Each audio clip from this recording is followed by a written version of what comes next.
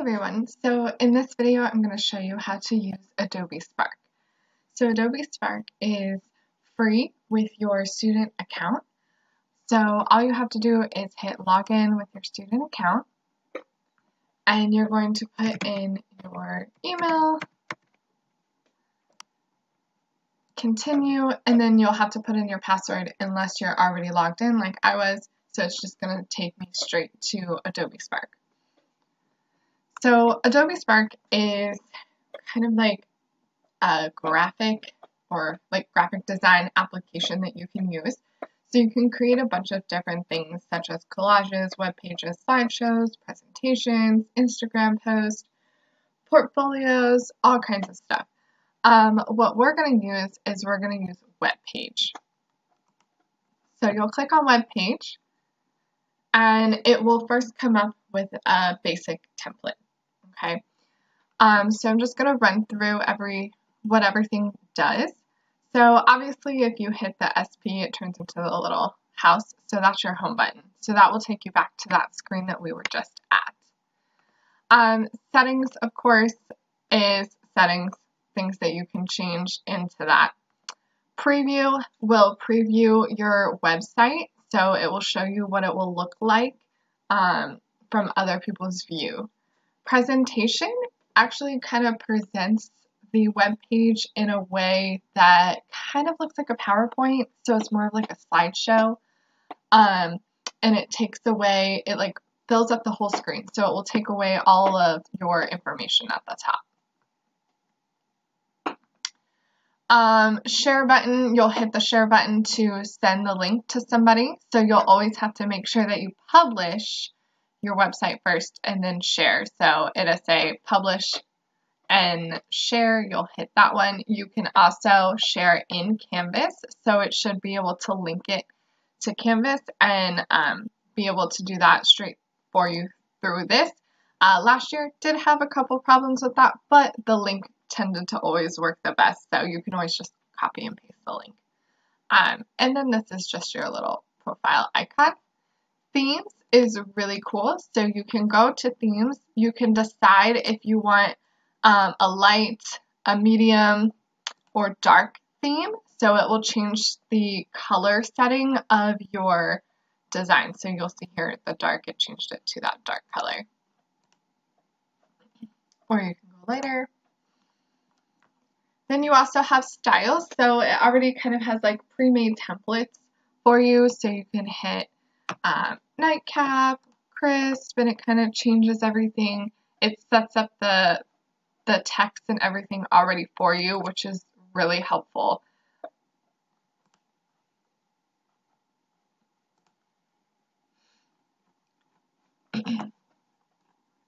So I'll stick with this one. In the title, so this is the first kind of like your home title, top screen, what you'll see first when you go to your website. So, you know, we're making portfolios, so you can do growth portfolio.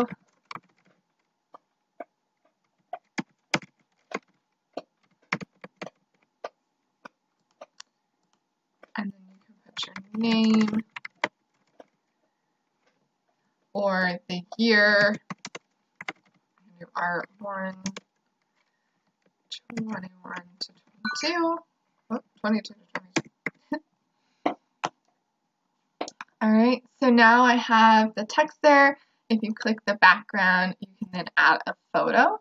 So you can either upload your own photo, maybe some like of your own artwork that you've done, or you can look and find free photos. So I can do, let's do watercolors.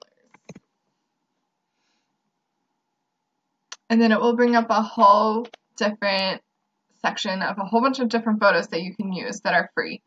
So I'll click that one. And now I kind of have like a background image. If you scroll down, it will give you a bunch of different options. So you can do a split layout, which provides you with a picture and then on the other side text, or you can just do a photo. You can add text, a button, video, or photo grid.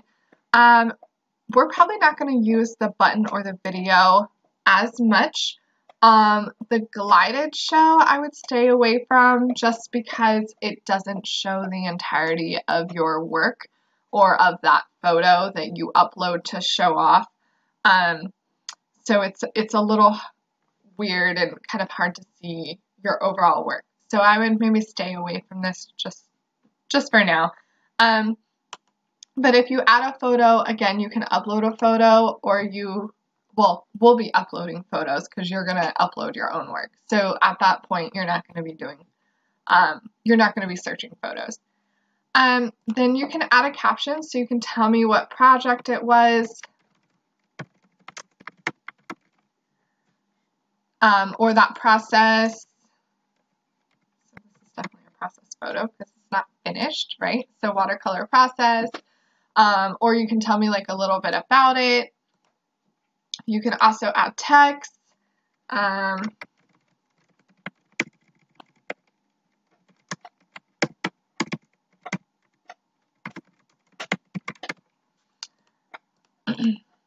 You can also change headers.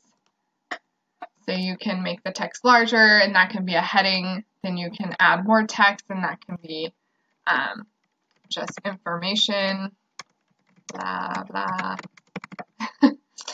Down here. If you click this again, I'll show you the split layout. So you have an image over here, and then this is, you can add another photo or you can add text. So I can do another photo.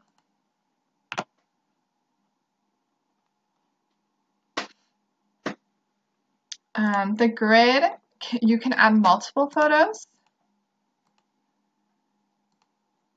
as many as you want, and it will grid them together for you. Then you click save, and you can add a caption. So, photos of my work. Okay. The glided show, I'll show you what that looks like.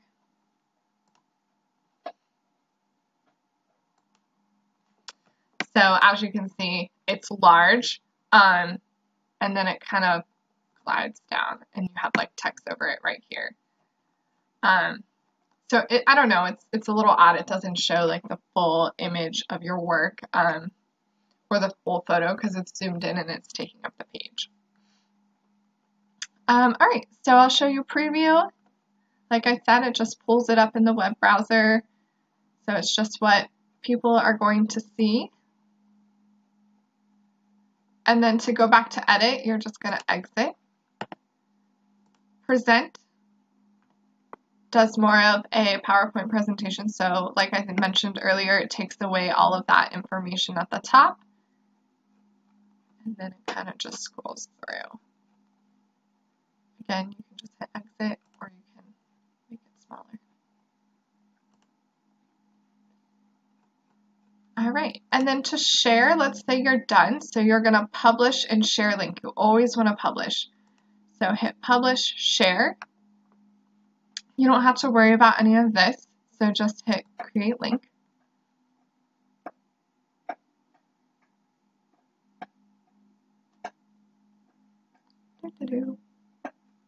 And there you go. Now you have your link. So you can just copy and then submit it into your Canvas assignment. As always, if that doesn't work, when in doubt, email it out. So if for some reason the link isn't working in Canvas, you can send me the link in the email or by email.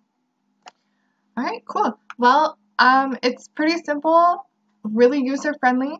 So hopefully this video has helped you and shows you a little bit about what you can do with Adobe Spark Web Pages.